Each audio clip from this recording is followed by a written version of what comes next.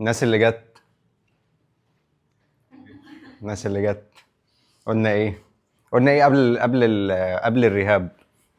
يعني احنا قلنا هنقول كل حاجة قبل الرهاب، والنهاردة نبدأ بالرهاب. قلنا ايه قبل الرهاب؟ قلنا نتست ايه؟ سبيشال تيست، الفانكشن والاناتومي. حلو. وبعديه قلنا ايه في الميكانيزم اوف انجري؟ قلنا في ثلاثة ميكانيزمز اوف انجري. كان ايه هما؟ ماشي. ده نون كونتاكت. ايه تاني غير النون كونتاكت بقى؟ كان في 2 تانيين مش نون كونتاكت. انت المفروض يعني علاج. قولي. ايه؟ اكيد كونتاكت. في حاجة تالتة، نون كونتاكت وكونتاكت وايه؟ اللي فاكر يقول. ايه؟ ميكانيزم. نون كونتاكت وكونتاكت وحاجة تالتة. كانت اندايركت كونتاكت، يعني انا خبطته ووقع، بس انا ما خبطتش رجله دايركت، انا خبطت حاجه تانية غير رجله. ماشي. وبعد الميكانيزم اوف انجري قلنا ايه؟ قلنا في العمليات، وقلنا في نوعين. قلنا في ريبير وفي ريكونستراكشن. يا اما بخيطه، يا اما بشيله خالص واحط مكانه تندون تاني.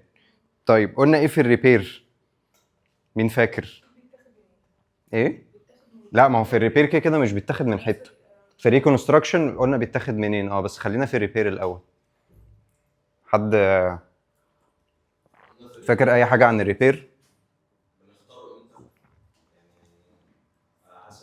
على حسب الكيس، اللي هو مقطوع منين ومقطوع قد ايه. كومبليت منين؟ هو كده هو بارشال ولا كومبليت؟ في حالات بارشال بيخيطوا فيها، بس قلنا في الكومبليت ان هو لو مقطوع من عند الفيمر بيبقى اسهل، لو مقطوع من تحت شويه بيبقى اصعب. زي اجيب التايبس اوف سيرجريز. فين قلنا ان احنا عندنا 4. قلنا ان احنا عندنا الانترا ليجامنتري ستابيلايزيشن، ان انا بمشي خيط مع الاي سي ال عشان يديله سبورت. وقلنا ان انا ممكن اثبته بخطاف، لو احنا فاتحين الباوربوينت هنلاقي كل ده. وقلنا ان احنا بنحط الكولاجين اللي بنحقنه بدم العيان وندخله عشان يدينا ريبير او هيلينج اعلى. قلنا كل ده في العمليات. طيب بعد العمليات اتكلمنا في ايه تاني؟ اتكلمنا في الليجامنتايزيشن، ان احنا لو عملنا ريكونستراكشن واتفقنا انه لو اخدنا من الهامسترنج او من الاماميه او من التندون بتاع الاماميه او من السمانه، كل ده مش فارق كاوتكم. اللي فارق انا هعمل ايه في الريهاب بعد العمليه. لكن اتفقنا ان كل ده مش فارق في حاجه. وقلنا كمان كان في تندون كده هنا، البيرونيوس لونجس، اللي بناخد اللي في العمليات الجديده بياخدوا منه. وقلنا ان ده هيبقى احسن عشان الاكشن بتاع العضله دي مش هيبقى مهم قوي بالنسبه لي، لكن الاكشن بتاع الخلفيه عندي مهم جدا، فبيحصل ديفيشنسي جامده قوي لو انا خدت من الهامسترنجز. قلنا ان بعد ما بعمل عمليه الريكونستراكشن بيبقى في حاجه اسمها ليجامنتايزيشن، ان الليجامنت التندون اللي انا حطيته ده يبدا يتحول لليجامنت. وقلنا انه ممكن ياخد لحد 2 وما يتحولش الكومبليت ليجامنت. وعشان كده الليجامنتايزيشن احنا مش بنحطها كبيز اقدر اقول الرهاب خلص ولا ما خلصش. دي حاجه ودي حاجه. الشخص ممكن يلعب عادي جدا وينزل الملعب بعد سنه يبقى الليجامنتايزيشن لسه شغال ولسه التندون ده بيتحول لليجامنت. حلو. قلنا ان احنا ممكن نأهل الصليبي من غير عمليه، وان في كيسز كتير حصل فيها كومبليت هيلينج، وده كان بيحصل، وفي كيسز تانية ما كانش بيحصل فيها كومبليت هيلينج. فقلنا ان ده بيعتمد على الشخص، وبيعتمد هو راجع لرياضه ولا لا، وبيعتمد طب هو شخص واحد كبير طب واحد صغير، طب حد ممكن يحصل له انستابيليتي بعد كده وممكن يجي له خشونه لو ما عملش العمليه. اتكلمنا كمان في ان في ريسك فاكتورز، دي كانت اخر حاجه قلناها. وقلنا على الكروس بريسنج بروتوكول، ان في بروتوكول طالع اقدر اثبت الرجل في 90 درجه فليكشن واثبتها لمده 4 اسابيع، وارجع اشوف بعد 4 اسابيع اعمل MRI. وفي كيسز كتير، يعني في الاستادي الوحيده اللي اتعملت 90% من الكيسز حصل كومبليت هيلينج من غير عمليه. كل ده احنا اتكلمنا فيه المره اللي فاتت. طيب ايه بقى اللي انا هتكلم فيه المره دي؟ هنتكلم في الريهاب. كويس.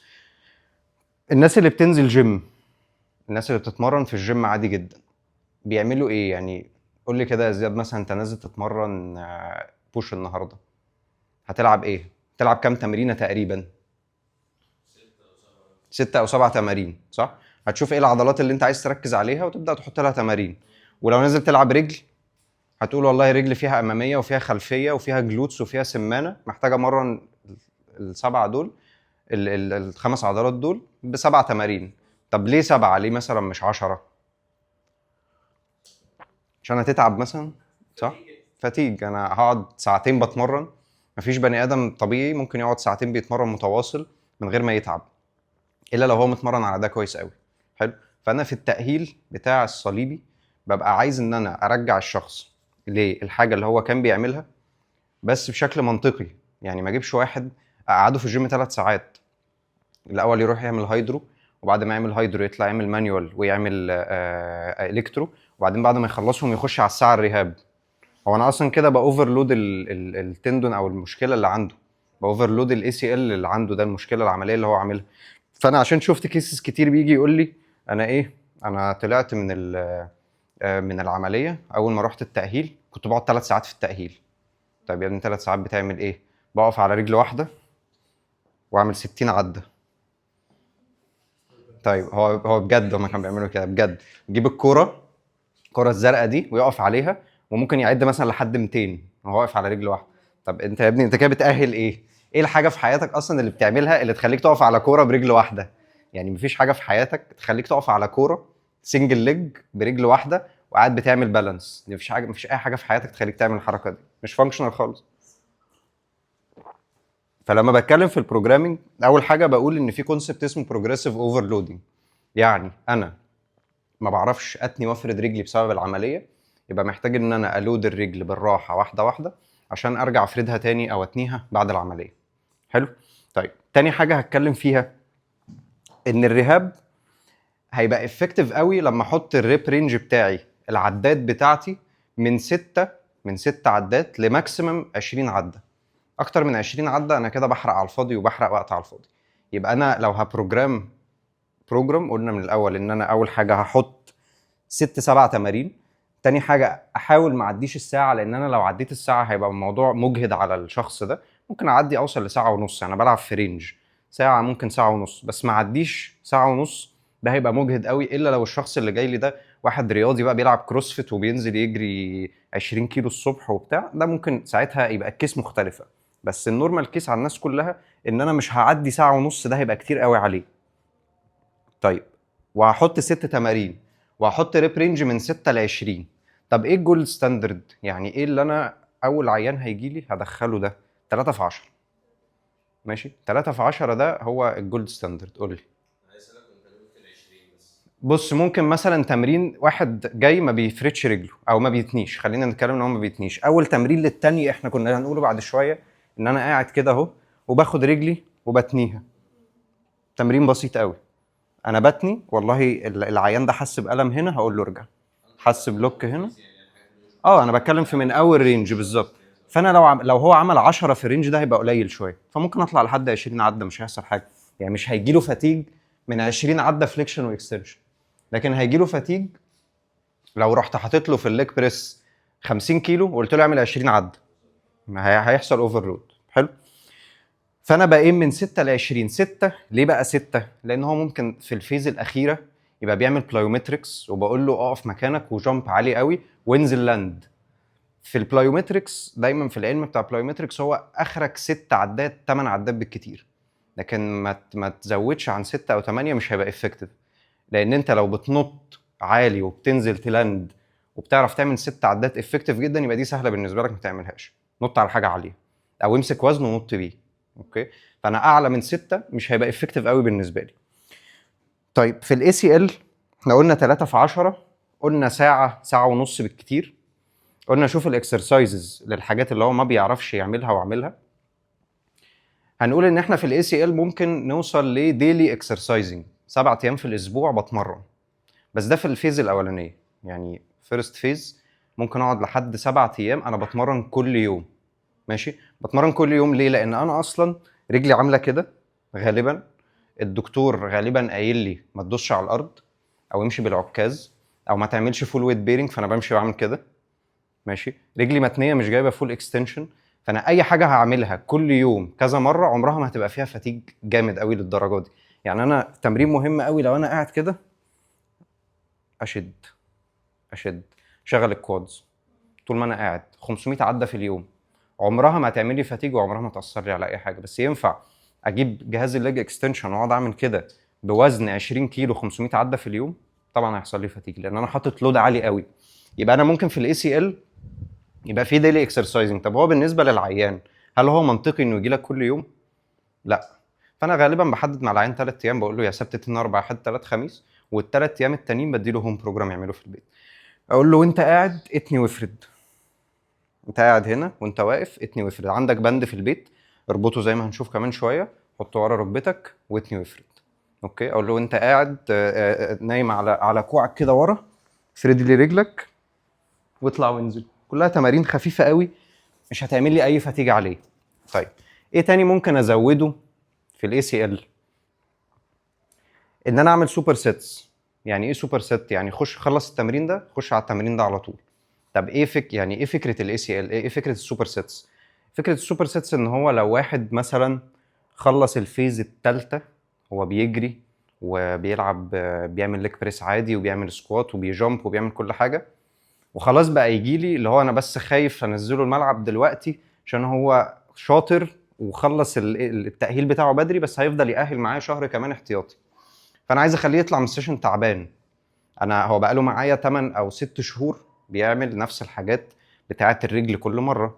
طيب انا عايز اطلع الشخص ده من عندي تعبان، اقول له والله خلص السكوات بتاعك، انت بقيت شاطر ماسك 30 كيلو تعمل بيهم سكوات وبتطلع، خلصهم واعمل تشيست بريس. يبقى انا كده عملت ايه؟ اولا شغلت عضلتين وده مش غلط لو هو بياكل كويس. تاني حاجه انا عليت الهارت ريت بتاعه، خليته في السيشن هو تعبان، في السيشن هو قادر يطلع مجهود اكتر. لما يجي يطلع من السيشن عندي يخلص تأهيله يروح يتمرن، هيبقى الفاتيج بتاعه بيظهر متأخر شوية. هبقى انا خليته يبقى عنده يعني ايه، الهارت ريت بتاعه اعلى، عنده ستامina اكتر ان هو يلعب اي تمرين تاني. يبقى انا فته كهارت ريت وككارديو، وكمان فته كعضلات، وكمان فته في التأهيل بتاعه، انا ما قصرتش في اي حاجة في رجله. يبقى انا بحط له مثلا في السوبر سيتس غالبا بنعمل 4 سوبر سيتس بس. يعني مثلا احط 4 تمارين اساسيه للرجل، سكوات وخلفيه وهيب ثراست وكال فريزز.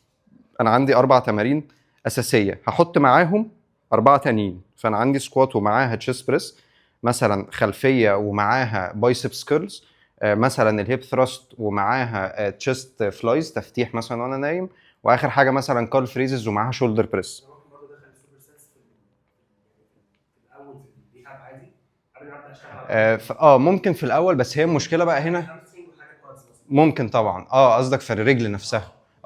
ممكن اعمل كده جدا. يعني ممكن ايه، ممكن مثلا اقول له هو لسه في البدايه فبيعمل سكوات هنا على البوكس اخره ويقف، ما يقدرش ينزل اكتر من كده.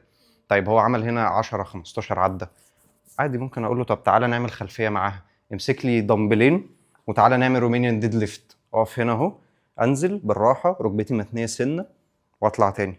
يبقى انا عملت له كومباينيشن ما بين تمرينتين. قولي لي. كنت هسأل بس معظم الوقت مبيبقاش السيشن اللي جاي ان هو اصلا قادر يدخل على الريهاب على طول.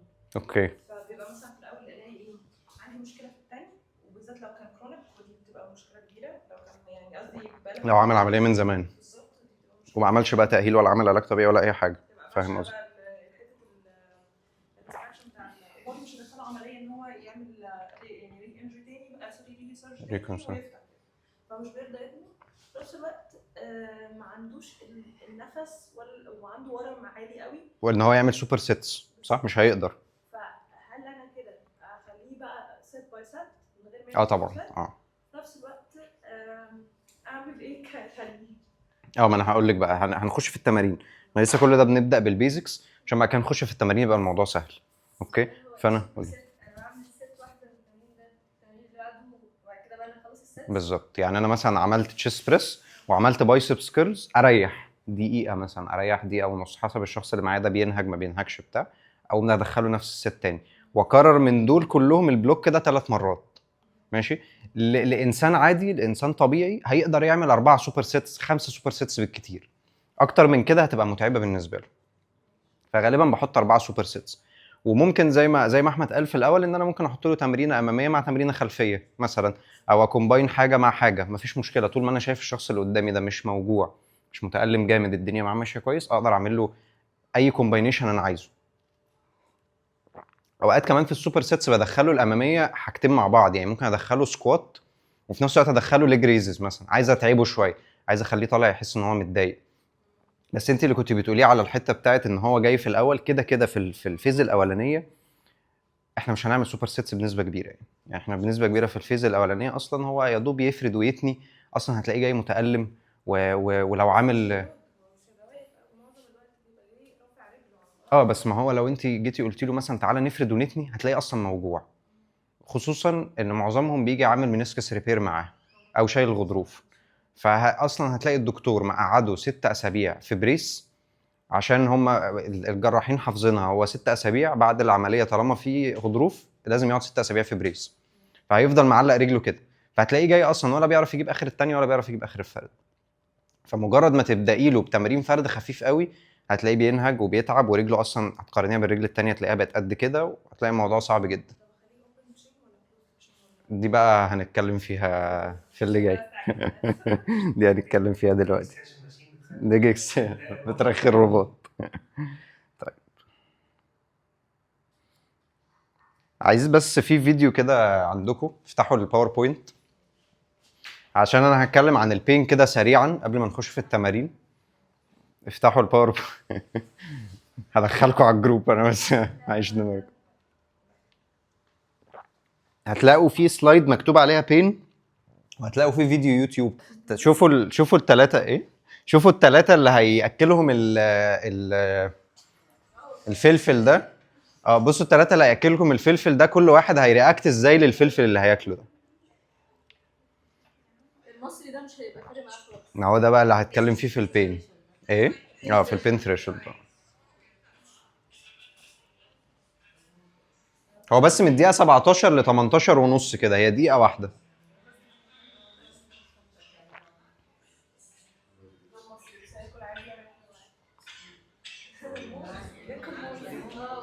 ده يا جماعه المفروض ان هو اقوى في اكتر فلفل حراق في العالم كله، هو بياكلوا ل3 مختلفين وفي واحد منهم مصري في الاخر. انت ما تشوفش الفيديو ليه؟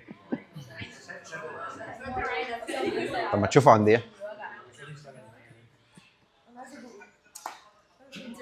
ده شفت الفيديو كله؟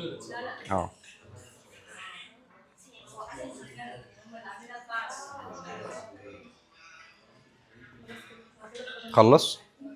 طيب خلصتوا شفتوه؟ لو خدتوا بالكم هتلاقي في واحد مصري كده في الاخر ما حسش باي حاجه. ماشي. انا هنا عايز اتكلم عن البين ثريشولد بالنسبه لكل شخص بيفرق عن التاني كتير جدا. يعني ايه؟ يعني ممكن واحد يبقى جاله اصابه الاي سي ال وجاله معاها منسكس وشال المنسكس وعمل اي سي ال ويطلع من العمليه زي القرد، ما عندوش بين وبيقدر يفرد ركبته وبيعمل كل حاجه في الحياه. وممكن واحد تاني حاجه بسيطه جدا حصلت في جسمه يبقى البين ثريشولد بتاعه قليل، يحس ببين عالي جدا من غير ما حد حتى يجرب يعمل معاه اي تمارين، هو طول الوقت موجوع. فاللي بيأثر عليا هنا كبين موديل اسمه البايو سايكو سوشيال موديل. ماشي. البايو سايكو سوشيال موديل ده ايه؟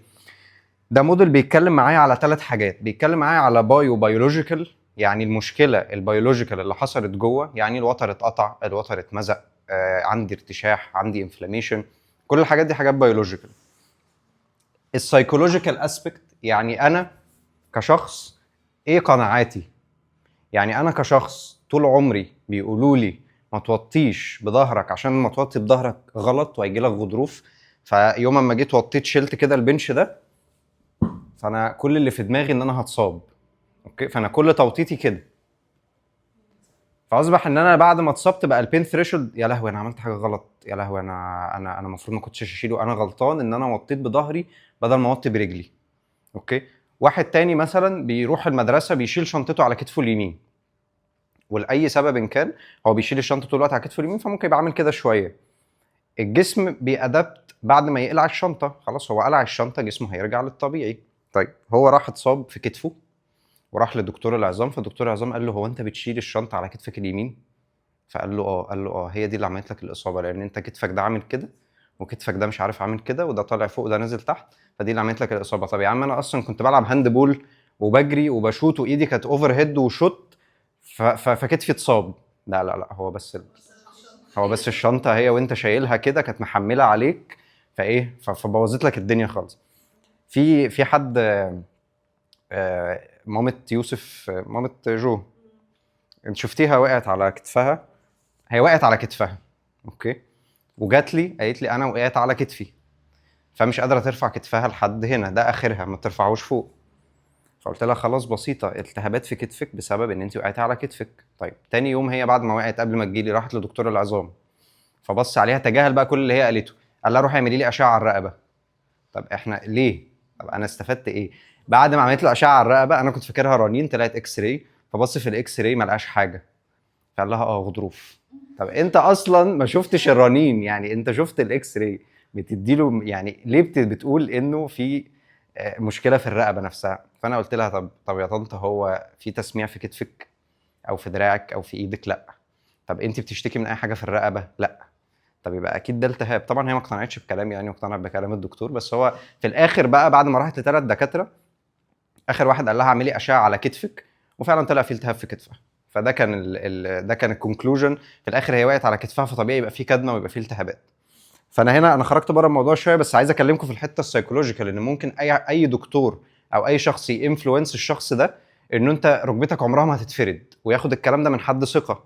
يعني الدكتور اللي رايح له ده اكبر دكتور في مصر، بس الدكتور ده هو ما اتعاملش مع اصابات رياضيه، فقال له والله انت عملت ACL، ركبتك عمرها ما هتتفرد للاخر. فالشخص ده جاي بالمايند سيت دي، وكل ما هتيجي تفرد له ركبته هتلاقيه بيتوجع اكتر وعنده مشاكل اكتر، والفرد بيجي معاه اصعب. حلو. طيب السوشيال، السوشيال في اخر البايو سايكو سوشيال موديل، السوشيال هنا بيقول لي ان الكالتشر اللي حواليا بتاثر عليا. مثلا انا عامل بشيل طوب واطلعه الدور الخامس وبهد حيطان وشغال نقاش لو احنا شفنا، لو جينا بصينا كده في الناس اللي حوالينا، عامل السباكه اللي بيجي، عامل النجاره اللي بيجي، دايما بتلاقي عنده مشكله في ظهره، يقول لك يا باشمهندس انا ظهري واجعني ورجلي بتسمع. هو مضطر يشتغل لان هو معهوش فلوس يعالج نفسه، معهوش فلوس يعمل علاج طبيعي، معهوش فلوس يعمل اي حاجه، فالسوشيال ستيتس بتاعته خلت له البين يزيد بشكل غير البني ادم الطبيعي، لان هو ما بياخدش اليوجوال كير او الهيلث كير اللي المفروض البني ادم الطبيعي ياخده. لو اتصاب، لو انا ظهري وجعني اقدر اريح عادي واقدر اخد اجازه من الشغل، بس هو ما عندوش الرفاهيه دي ان هو ياخد اجازه من الشغل، فبيضطر ان هو يكمل ويدوس على نفسه. بنلاقي ستات كتير تقول لك انا جوزي قاعد في البيت، اللي هم برضو الناس الغلبانه شويه، انا جوزي قاعد في البيت عشان عنده مشكله في ظهره، عشان عنده ديسك. الديسك ده اصلا في ناس كتير قوي بتتعايش بيه عادي، وبتقدر ان هي بتروح تعمل علاج طبيعي شويه بتبقى زي الفل. بس فكره ان انا كسوشيال ستيتس انا معيش فلوس اعالج نفسي، ومفيش اصلا دكاتره علاج طبيعي حواليا، وبضطر كل يوم انزل اركب مواصلات عشان اروح شغلي وارجع واتبهدل ومش عارف ايه، بيخلي البين توليرنس عندي يقل، بيخليني افضل في دايره البين المفرغه، ان انا كل ما بعمل اكتيفيتي زياده شويه البين ده بيزيد عندي. حلو. فانا عندي 3 اسبيكتس اللي هم البايو سايكو سوشيال. في حاجه كنا بناخدها في الجامعه اللي هي الجيت واي ثيوري، اللي هو ان لو انا شكيتك فالسيجنال هتمر على العمود الفقري بعد كده تطلع للمخ. دي مش غلط، ولكن مش كل الناس بتحس بنفس درجه البين بنفس الاستيمولس. في ناس تاخد ستيمولس عالي تحس ببين قليل، وناس تاخد ستيمولس قليل تحس ببين عالي قوي. ماشي.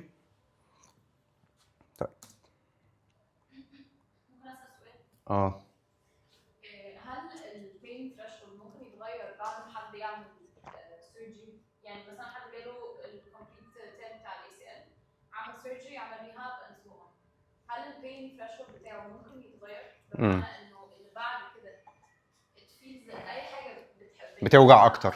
كتير قوي. ممكن، وبالذات في الكيس بتاعتك. هي يا جماعه فاطمه كانت عامله ACL وبعدين انت ACL الاول صح؟ ACL الاول، وبعدين كسرت الصابونه، كسرتها نصين، فدخلت عملت لها عمليه تانية، وبعدين بعد الصابونه في حاجه ثالثه، انت عملت 3 عمليات صح؟ ماشي، يعني كانت يعني يعتبروا عمليتين كبار. فهي دخلت عملت الصليبي، فاحنا قلنا في الصليبي بنضطر نحفر في التيبيا وبنحفر في الفيمر عشان نوصل الرباط الجديد، وبعدين كسرت الصابونه فدخلت تاني عملت غيرت عملت كل حاجه. ففكره ان انا عامل عمليتين طبعا يقلل لي البين ثريشولد جامد قوي، ويخليني سواء لمس الرجلي او اكسرسايز ممكن يبقى بينفل عن حد تاني. وانا لازم كدكتور لو حد جاي لي البين ثريشولد بتاعه عالي، اولا اتكلم معاه في انه الحاجات اللي احنا بنعملها دي مش غلط، ومفيش مشكله ان احنا يبقى فيه بين شويه صغيرين. بين ده ممكن يبقى 3 من 10 4 من 10 بس ما يبقاش بين جامد قوي. فدي مش غلط، عشان تقدر تعود مخك انه اللي انا بعمله ده طبيعي ما فيهوش مشكله، وان انا اقدر ادوس على رجلي شويه فمخي يتعود، فالبين ده واحده واحده يبدا يقل. في نفس الوقت ما اروحش اعمل له حاجه بتوجعه قوي. يعني برضو بشوف في اماكن، يعني مثلا الفيديوهات اللي منتشره في مصر كلها اللي هو واحد مخلص ACL وعايز يتني، فبينيمه على بطنه ويقوم دايس على رجله لحد ما يموت له رجله. طب ما انت كده انت اصلا باللي انت بتعمله ده بتزود له البين وبتقلل له البين ثريشولد. يعني هو بعد كده لما يجي يأهل هيلاقي ان هو مش قادر يتني، هيلاقي ان هو ركبته وجعاه، هيبقى البين قليل. يعني هقول لك يعني مثلا مكتفينه. ايوه بصي، ما هو حتى لو كرونيك ممكن تدوسي عليه شويه بس مش للدرجه، يعني مش لدرجه ان هو يبقى بيصوت. ما هو انا كده مش شرط ان انا ابقى باذيه على فكره جوه رجله، يعني مش شرط ان انا ابقى عامل له دامج، ممكن ابقى باذيه نفسيا. في ناس بتبقى على ايه كده هي دي بقى الفكره، لازم احترم البين. وعلى فكره الافكت اللي هيجي بحاجه من غير بين، الافكت اللي هيجي بحاجه فيها بين جامد قوي زي ان انا امسكه واكتفه واجوتني بالعافيه، هيجي من غير بين. قولي لي. كنت عايزه اقول حاجه وبرده صحح لي لو انا غلط، لان انا مش متاكده من النقطه دي. عرفت ان احنا نقدر هو من دكاتره الالم وكان كذا محاضره كده قالوا ايه، ان هو لو انا عايزاه يخليه يحس بالالم يعني بعد اقل، يعني بين ثريشولد خلوه يبقى اعلى، بالظبط، يبقى بيحس بالبين متاخر شويه. بارت تاني من جسمه تمارين بزياده قوي قوي قوي فيبقى مستحمل الالم اللي فيها. اوكي. ده هيعود على ده صح ولا؟ هو ده صح نسبيا. بمعنى ايه؟ انت مثلا في المانيوال كان في كده استادي كنت شفتها، قال لك ان مش عارف واحد عنده مشكله في كتفه الشمال، عملوا له المانيوال كله على كتفه اليمين، كتفه الشمال اتحسن. ليه؟ لان انا بضغط جامد قوي في الجزء اليمين من جسمه، بالتالي مخي اخد باله ان انا قادر استحمل بين جامد قوي في كتفي اليمين، وفي نفس الوقت البين ده عمل ديستراكشن للسيجنالز بتاعه البين اللي جاي من كتفي الشمال، فخلاني احس بالم اقل. اوكي، فده ممكن يحصل. ودايما اصلا انا بنصح الناس اللي هي سواء ACL او اي اصابه، روح اتمرن في الايام التانية اللي انت مش بتجيلي فيها، بس روح اتمرن حاجه غير المشكله اللي عندك. ودي فايده سوبر سيت برضو، فكره ان انا بشغل برضو جزء تاني من الجسم بزياده قوي قوي يعني بالظبط. يعني اللي اقدر اعمله برضو، ما هو انت زياده قوي قوي قوي دي ممكن تصيبه برضو في كتفه مثلا، يعني فاهم بالطريقه بالظبط، يعني واحده واحده. وكمان هتخليني فكره الديستراكشن بتاع البين ده مهم قوي، ان انا بالظبط اخليه يروح يبعد عن البين شويه، اديله حاجه تانية تزود له البين في منطقه تانية، بس بين صحي اللي هو الم العضلات مثلا، فشويه هتلاقي رجله التانية او المشكله المكان اللي فيه الاصابه البين اللي فيه لحد ما بيقل. يعني في سلايد عندكم اسمها ACL ريهاب جايد لاينز، انا جمعت لكم فيها الجايد لاينز كلها اللي انا لقيتها عن ACL. بس في حاجه بقى، هم مسميينها جايد لاينز مش مسميينها بروتوكول. يعني ايه؟ يعني هو بيديك كده فريم تمشي عليه، بس هو ما بيقولكش اعمل كذا يوم كذا بعد كده اعمل كذا يوم كذا، لان هم اصلا في كل الابحاث اللي عملوها تقريبا اخر جايد لاين كان سنه 2017 لسه ما وصلوش لكونكلوجن ان انا ACL هعمل 1 2 3 4، لان في كيسز بتختلف كتير جدا، هو رياضي ولا مش رياضي، سنه كبير ولا صغير، عامل حاجه مع ACL ولا مش عامل، طب حادثه ولا نون كونتاكت انجري، كل دي حاجات بتفرق جامد قوي. فالجايد لاينز اقروها، هي حلوه جدا، فيها شويه انفورميشن كويسه، فيها تمارين كتير، ولكن هي مش هتديك بروتوكول تمشي عليه. اجدد حاجه ايه الايه هتدي كرايتيريا، يعني هتقول لك مثلا ان ACL فيه فيز 1 وفيز 2 وفيز 3 وريتيرن تو سبورت. هتقول لك مثلا فيز 1 ابدا الاول اسبوع اعملوا تمارين فرد وتاني، وهيديك اكزامبلز للتمارين، بس خلي بالكم ان هي فيها حاجات بيبدا يبروجرس بالظبط.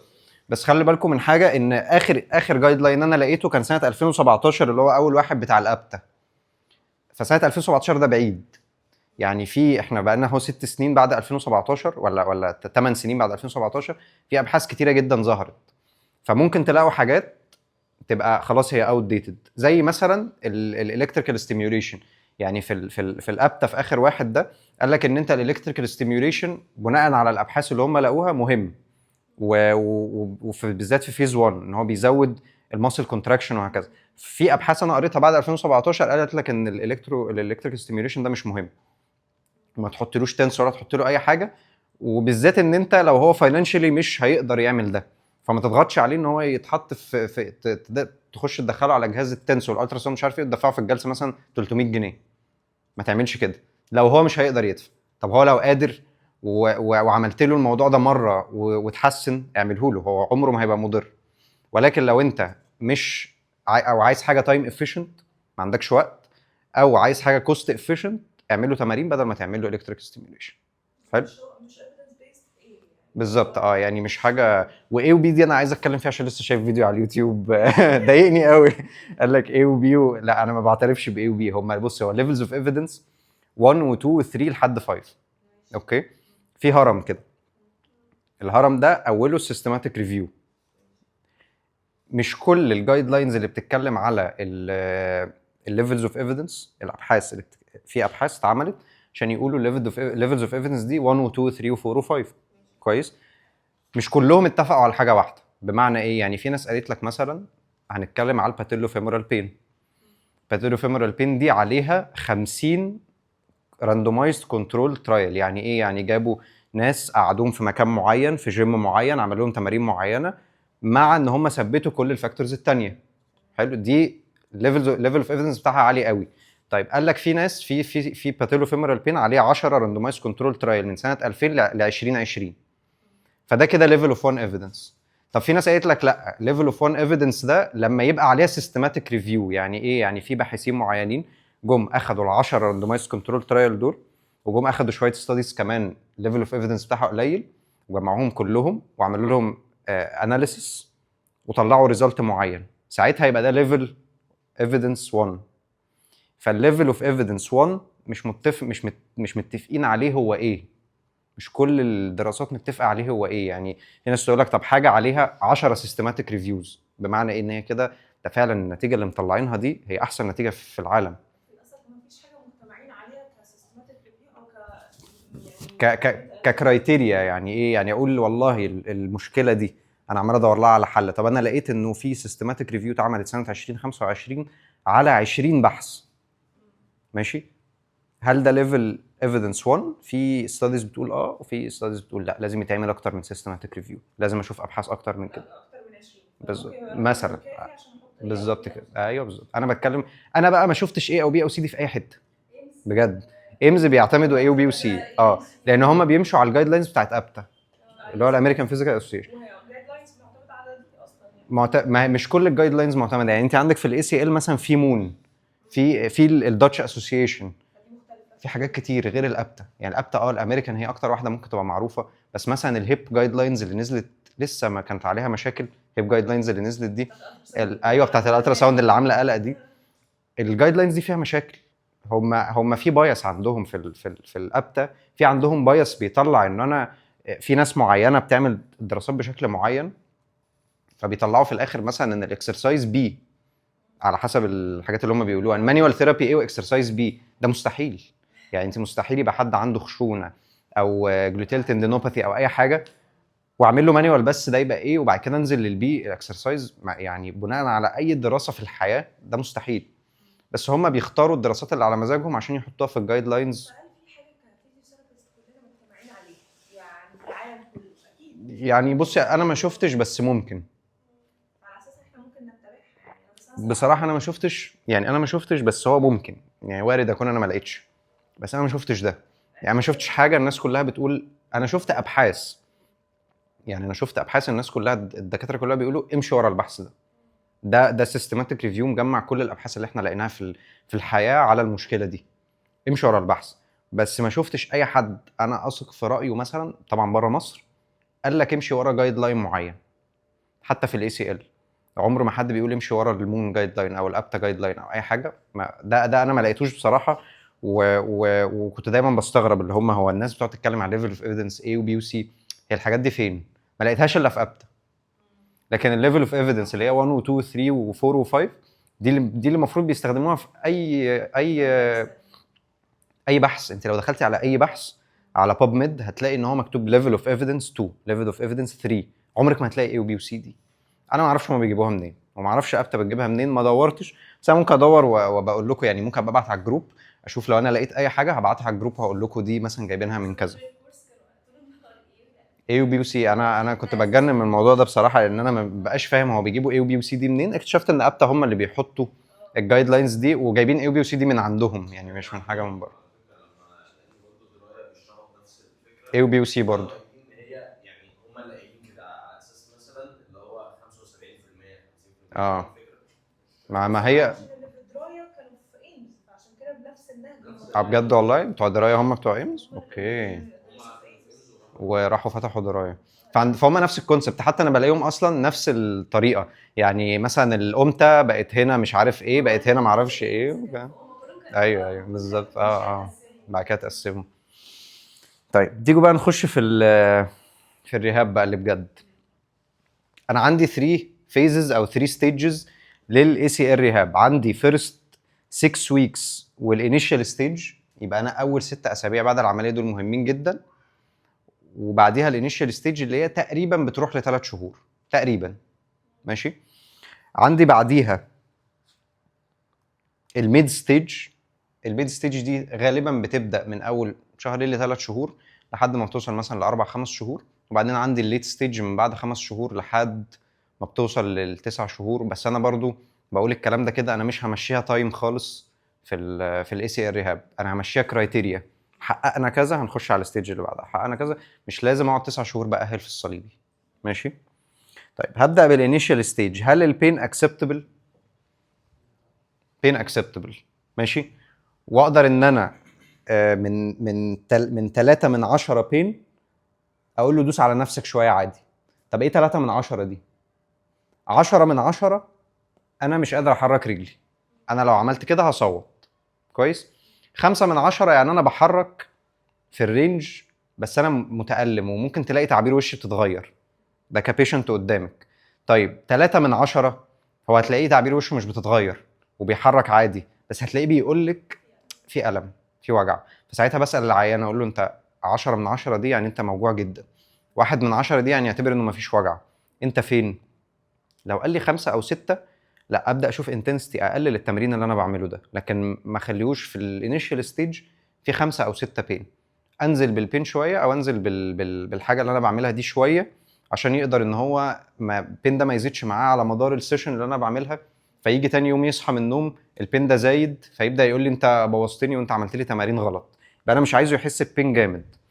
طيب يلبس بريس ولا ما يلبسش؟ يلبس دعامه ولا لا بعد الاي سي ال؟ يعني هو عمل العمليه امبارح، ينزل النهارده يلبس دعامه ولا لا؟ حد عنده راي تاني؟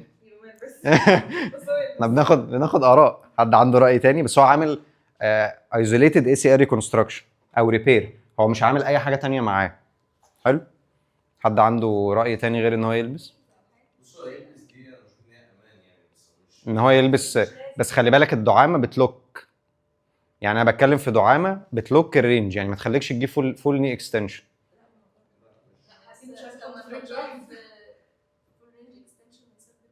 طب ما احنا كده هنسبب برضه في فول رينج اكستنشن، طب ما هو كده الثانيه هيتاثر. انا مش بتكلم في ان هو يلبس ني سبورت اللي هي بتتلبس بس وتحط هنا، انا بتكلم في ان هو لابس بريس لوكد من هنا ومن هنا ومن هنا. حتى الني سبورت دي ساعات تقفل رنجات الفليكشن. بس اواخر، يعني لو هي مش ناشفه قوي اواخر الفليكشن دي حقيقه. طيب بص، بناء على الجايد لاينز اللي انا وريتها لكم كلها بتقول نو بريس بعد الايزوليتد اي سي ار ريكونستراكشن، يعني ما عملش معاها اي حاجه تاني. حلو. وكل اللي انا لقيته كابحاث اللي هتلاقوه عندكم في الباوربوينت بيقول ما تلبسش بريس بعد العمليه، بعد عمليه الاي سي ال. هتفرد وتتني على قد ما تقدر. ليه؟ لانه اصلا الجراح في العمليه لو حد شاف اي عمليه اي سي ال هتلاقيه جاب التاني لاخره وجاب الفرد لاخره جوه العمليه. طب انا ايه المشكله لما احمل عليها بره العمليه؟ بالعكس ده هيحصل ادابتيشن للمشكله اللي عندي وابدا ان انا واحده واحده اتحسن فيها. لكن طول ما انا خايف احط رجلي على الارض هتفضل المشكله بتزيد. طب امتى البس بريس؟ زي ما قلنا لو انا عامل معاها اي حاجه تانية، يعني مثلا انا عملت حادثه والاي سي ال اتقطع ومعاه الام سي ال اتقطع وجالي مثلا شرخ صغير كده في البون، طبعا لازم البس بريس. في الحاله دي انا بمشي على البروتوكول بتاع الجراح، فانا مش بقول، فانا هنا كمصطفى مش بقول لك دلوقتي البس بريس 6 اسابيع، لا شوف الجراح هيقول لك ايه واعمله كويس. لكن لو ACL بس ممكن اطلع من غير بريس، بس خلوا بالكم انه برضو الجراحين هيبقوا بينفلونسوا الاشخاص دي، هي كداتا او كستاديز مفيش مشكله. بس برضو لو العيان جاي لك لابس بريس فانت قلت له ايه ده انت لابس بريس ليه؟ قال لك اصل الجراح قال لي، ما تقلعهالوش بالعافيه، خلاص يعني معلش الجراح قال له مش هيحصل حاجه لو اسبوعين 3 كمان زاد، وانت ممكن واحده واحده كده تجيبها له. طب تعالى في التمرين نقلعها، طب تعالى نعمل شويه تمارين واقعد ساعتين بعد التمرين ما تلبسهاش وبعد كده نبقى نلبسها تاني. فما يعني بلاش نانفلونس الشخص ده قوي، بس كابحاث مفيش اي حاجه بتقول انه البريس هتحميه اكتر من اصابه مستقبليه او ري انجري او ايا كان. حلو. ده بعد ايه؟ لا مش شرط، ما انا بقول لك هو ممكن تاني يوم ما يلبسش بريس. يعني لو فاكرين باسم اللي انا قلت لكم عليه المره اللي فاتت اللي هو كان عامل ريبير واتقطع، هو هيعمل العمليه يوم الاثنين الجاي ريكونستراكشن. الجراح قال له هنعمل الاول انسايد، لو فاكرين احنا قلنا في ريكونستراكشن كان في اول انسايد اللي هي ليس انفيسيف، اقل ان انا بدل ما بحفر تانل عميق بحفر تانل اقل، بدل ما يبقى الويدث بتاعه كبير بيبقى الويدث بتاعه اقل. فالجراح قال له هنعمل اول انسايد وهنعمل اللاترال اكسترا ارتيكولار تينوديسيس. انا قلت لكم مع الاي سي اي ريكونستراكشن في حاجتين، يا اما بعمل لا غير بقى المينيسكس كنا قلنا المره اللي فاتت ان مع ريكونستراكشن ممكن نعمل حاجتين معاها تسبورت الريكونستراكشن اللي انا عامله عشان ما يحصلش ريتير. ايه هما؟ اول حاجه ان انا ممكن اخد من الاليوتيبيال باند حته صغيره وبعدين احطها من هنا لهنا، الجراح بيعمل كده، بيبقى اسمها لاترال اكسترا ارتيكولار تينوديسيس. يعني ايه؟ يعني انا حطيت بره الجوينت تندم من هنا لهنا بحيث ان لو ركبتي لفت لجوه ده يسبورت ويخليها ترجع مكانها، يبقى انا عندي هنا ستابيليتي. طيب تاني حاجه قلنا عليها ايه؟ كانت في انترو لاترال ليجامنت جوه، ليجامنت في ركبتي تقريبا نفس الاناتومي بتاع الاي سي ال ماسك من هنا لهنا، اسمه انترو لاترال ليجامنت. جراحين بيعملوا له ريكونستراكشن دلوقتي وبيحطوا مكانه تندون تاني عشان برضه يسبورت نفس فكره اللاترال اكسترا تينوديسيس. بس التينوديسيس احسن حاجه بسيطه عشان انت ما بتشيلش ليجامنت وتحط مكانه تندون، انت بتحط التندون على طول من بره. فباسم هيعمل ال اي تي واول انسايد يعني ليس انفيسيف، والجراح قال له تاني يوم هتنزل تمشي ومش هتلبس دعامه. حلو. ففي ناس فعلا بتشتغل بالكونسبت ده بس هم مش كتير قوي بصراحه يعني. طيب اوبن بقى كاينيتيك تشين تنفع ولا ما تنفعش؟ يعني ايه اصلا اوبن كاينيتيك تشين؟ الشباب بقى اللي في الجامعه هم اللي هيقولوا لنا، هم اللي اكيد بياخدوا الحاجات اللي ايه ما بتذاكرش وما بتعملش اي حاجه ده انتوا خدتوا بايو ميكانكس لسه طازه يعني. طيب الاوبن كاينيتيك تشين ان انا اعمل التمرين من غير ما يبقى طرف من الطرفين على الارض. ماشي. الكلوزد كاينيتيك تشين ان انا لازم يبقوا الطرفين بتوع ايدي على الارض. طيب تمرين زي البوش ابس ده اوبن ولا كلوزد كاينيتيك تشين؟ ده كلوزد كاينيتيك تشين. طيب تمرين زي الشولدر بريس ده اوبن عشان انا في طرف واحد بس على الارض. طيب تمرين مثلا زي تمرين زي المونستر ووك، البس بند هنا واقف كده واتحرك بالجنب لان انا الطرف اللي بحركه هو اللي ثابت على الارض. طيب اعمل بقى اوبن كاينيتيك تشين بعد العمليه ولا ما اعملش؟ يعني اعمل ليج اكستنشن ممكن نقول بعد اول شهر، كده مفيش حد هيعمل ليج اكستنشن within اول شهر، هيبقى صعب قوي عليه لان هو اصلا مش هيبقى رينجاته جايبه، هتلاقي رينجاته قليله جدا. فتعالوا نقول بعد اول شهر من العمليه اعمل ليج اكستنشنز ولا غلط؟ نعمل ايه؟ ممكن تهبدي ممكن. اوكي حلو. هل عندك سبب معين؟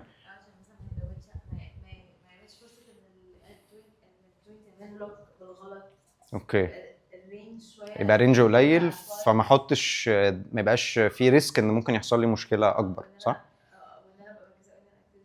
اوكي ماشي يعني. لا كلامك صح كلامك صح. في حاجه في حد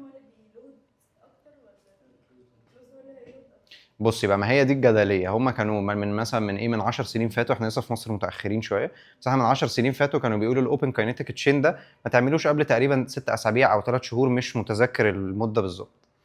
بس كل الجايد لاينز اللي انا جبتها وكل الابحاث اللي انا قريتها بتقول اعمل اوبن كاينيتيك تشين لو عايز تعمله تاني يوم بعد العمليه اعمله، ولا بيزود اللود على الاي سي ال لان هو في كل الابحاث اللي عملوها هو زيرو لود على الاي سي ال، زيرو في الليج اكستنشن، يعني الاي سي ال حتى مش مشدود قوي. اوكي. تاني حاجه ان هم لما كانوا بيجيبوا جروبات، ودي كانت ترايلز اللي هي راندومايزد كنترول، اللي هي هو في فعلا مفيش بايس، مفيش ان انا سايبه يعمل التمرين في بيته، انا بجيبه يعمل التمرين قدامي، مفيش ان هو بيختار لود بمزاجه، هو بيعمل اللود معايا، فانا كنترولينج كل حاجه. لما بيجيبوا جروبين، جروب يخلوهم يعملوا اوبن كاينيتيك تشين اول 4 اسابيع او اول 6 اسابيع، والجروب التاني ما بيعملوش اوبن كاينيتيك تشين، لقوا ان الاثنين نفس الافكت عادي جدا، مفيش اي حد حتى على اللونج تيرم، يعني الستاديز دي كانت ممكن تقعد لحد 2 سنين، حتى على اللونج تيرم مفيش اي حد كان بيحصل له كومبليكيشنز اكتر من التاني.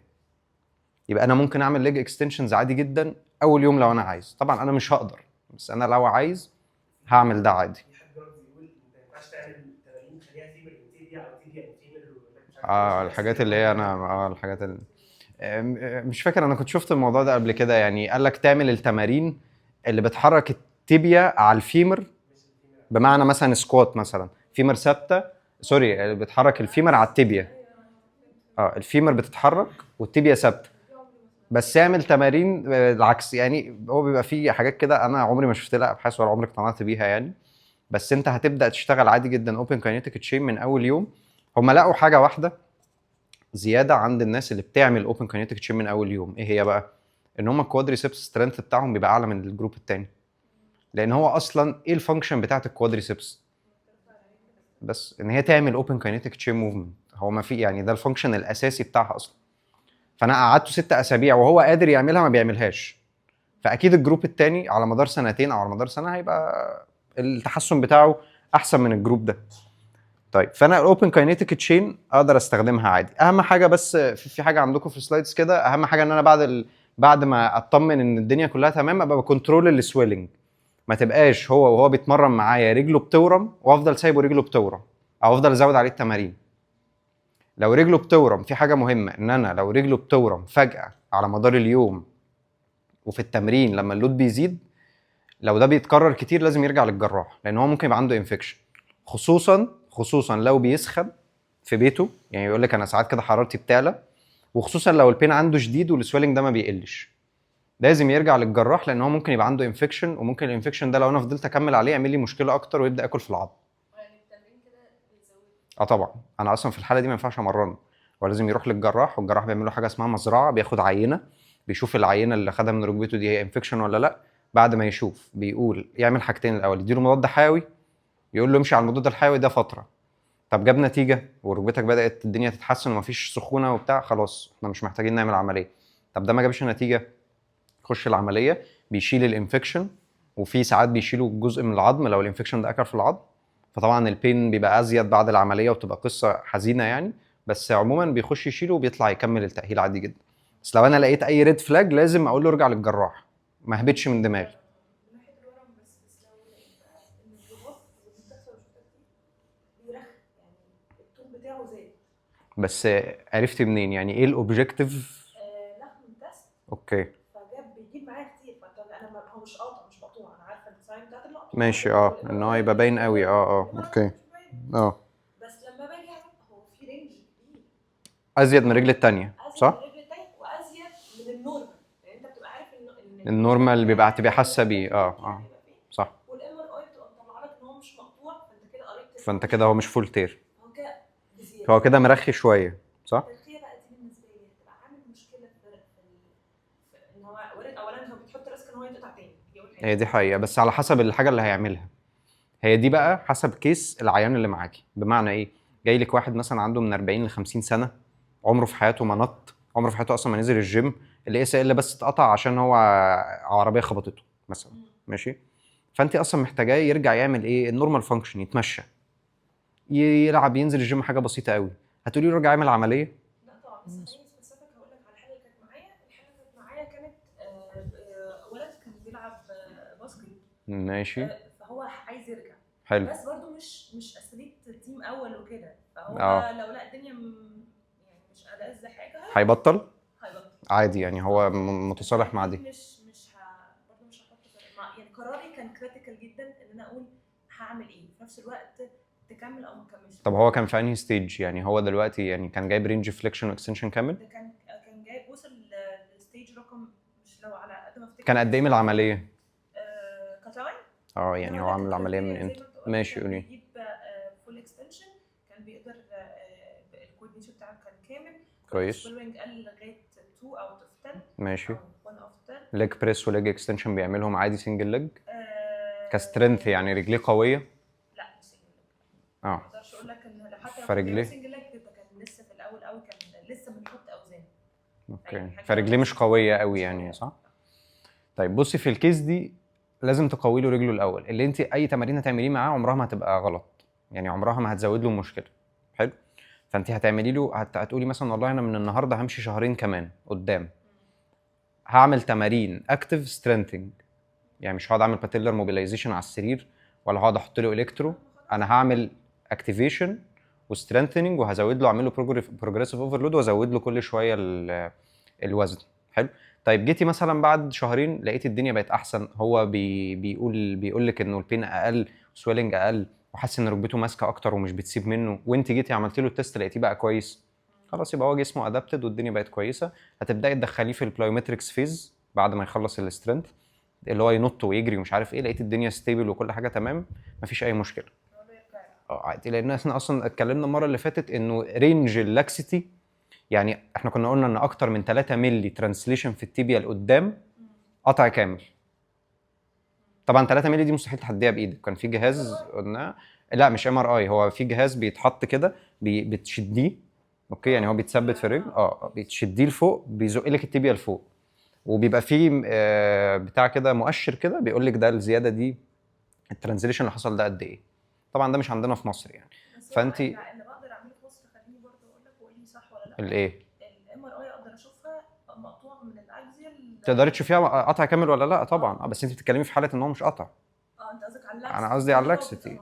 اللاكسيتي ليها رينج، يعني انا زي ما بقول القطع الكامل اكتر من 3 مللي، اقل من 3 مللي لحد 2 مللي ده ممكن يبقى فيه لاكسيتي، او ممكن يبقى بارشال تير على حسب. اقل من 2 انا كده في النورمال رينج. فبرضه انت ما تعتمديش على ايدك في التست، اعتمدي اكتر على الاوبجكتيف ساينز اللي عليه. ايدك في التست ممكن تبقى بتختلف من شخص للتاني، عنده عضلات ولا ما عندوش، عنده جاردنج ميكانيزم عالي ولا ما عندوش، الموضوع ممكن يبقى يعني مختلف من شخص للتاني، فما تعتمديش على ايدك قوي.